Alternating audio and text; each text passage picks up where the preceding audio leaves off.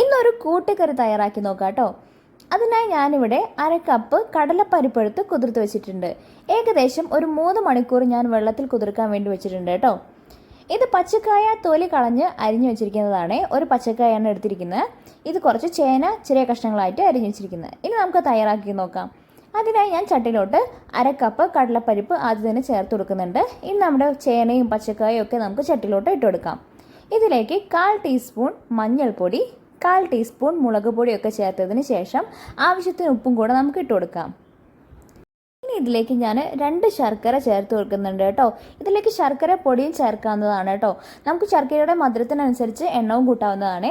ഇനി ഈ കഷ്ണങ്ങളൊക്കെ വേകാൻ പാകത്തിൽ നമുക്ക് വെള്ളം കൂടെ ഒഴിച്ചു കൊടുക്കാം. ഇനി നമുക്ക് കുറച്ച് നേരം ഒന്ന് വേവിച്ചെടുക്കാം. കൂട്ടുകറിയിലോട്ടുള്ള വറവ് തയ്യാറാക്കിയെടുക്കാം നമുക്ക്. അതിനായിട്ട് ഒരു പാൻ വെച്ച് ചൂടാക്കിയതിന് ശേഷം വെളിച്ചെണ്ണ ഒഴിച്ചു കൊടുക്കാം. ഞാനിവിടെ 1/2 കപ്പ് തേങ്ങ എടുത്തിട്ടുണ്ട്. തേങ്ങ ചിരിയത് നമുക്ക് പാനിലോട്ട് ഇട്ട് കൊടുക്കാം. ഇതൊന്ന് ഏകദേശം ഒരു ഗോൾഡൻ കളർ ആകുന്നത് വരെ നമുക്ക് ലോ ഫ്ലെയിമിലിട്ടൊന്ന് വറുത്തെടുക്കാം. ഏകദേശം കളറൊക്കെ ചേഞ്ച് ആയിട്ടുണ്ട്. ഇനി നമുക്ക് ഈ തേങ്ങയുടെ വറവ് ഒന്ന് സൈഡിലോട്ട് മാറ്റി വയ്ക്കാം. ഇനി ഇതിലേക്ക് കുറച്ച് വെളിച്ചെണ്ണ ഒഴിച്ചു കൊടുക്കാം. വെളിച്ചെണ്ണ ഏകദേശം ചൂടായതിന് ശേഷം 1/4 ടീസ്പൂണ് കടുക് നമുക്ക് ചേർത്ത് കൊടുക്കാം. 1/4 ടീസ്പൂൺ ചെറിയ ജീരകം കൂടെ ചേർത്ത് കൊടുക്കാം. ഇതിലേക്ക് അല്പം കറിവേപ്പില കൂടെ ചേർത്തിട്ട് നമുക്ക് നന്നായിട്ടൊന്ന് വറുത്തെടുക്കാം.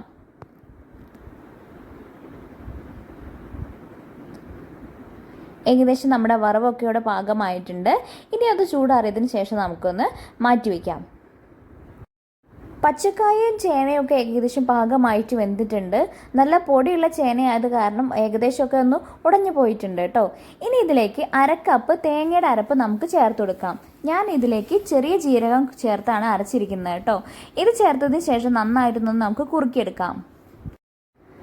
നന്നായിട്ടൊന്ന് മിക്സ് ചെയ്തതിന് ശേഷം നമുക്ക് ഹൈ ഫ്ലെയിമിലോട്ട് ഇട്ട് വയ്ക്കാം. ശർക്കരയുടെ മധുരമൊക്കെ പാകത്തിനുണ്ടോ എന്ന് നോക്കിയിട്ട് നമുക്ക് ചേർത്ത് കൊടുക്കാവുന്നതാണ്. ഏകദേശം ഒന്ന് പാകമായിട്ട് തന്നെ കുറുകിയിട്ടുണ്ട് കേട്ടോ. ഇനി ലോ ഫ്ലെയിമിലോട്ടിട്ട് നമുക്ക് ഇതിലോട്ടുള്ള വറവ് ചേർത്ത് കൊടുക്കാം കേട്ടോ. നമ്മൾ നേരത്തെ തയ്യാറാക്കി വെച്ചിരിക്കുന്ന വറവ് ഇതിലോട്ട് ചേർത്ത് കൊടുക്കാം. ഇനി ഇത് നന്നായിട്ടൊന്ന് മിക്സ് ചെയ്തെടുക്കാം. ഏകദേശം നന്നായിട്ട് കുറുകി വരുന്നുണ്ട്. നമ്മുടെ വറവ് കൂടെ ചേർത്തപ്പോൾ നന്നായിട്ടൊന്ന് കുറുകിയിട്ടുണ്ട് കേട്ടോ. ഇനിയൊന്ന് ഗ്യാസ് ഓഫ് ചെയ്തതിന് ശേഷം നമുക്ക് ഇതിലോട്ട് വറവ് ചേർത്ത് കൊടുക്കാം. അതിനായി ഞാനിവിടെ വറ്റൽ മുളകും കടുകും കൂടെ താളിച്ചതാണ് കേട്ടോ ചേർത്ത് കൊടുക്കുന്നത്.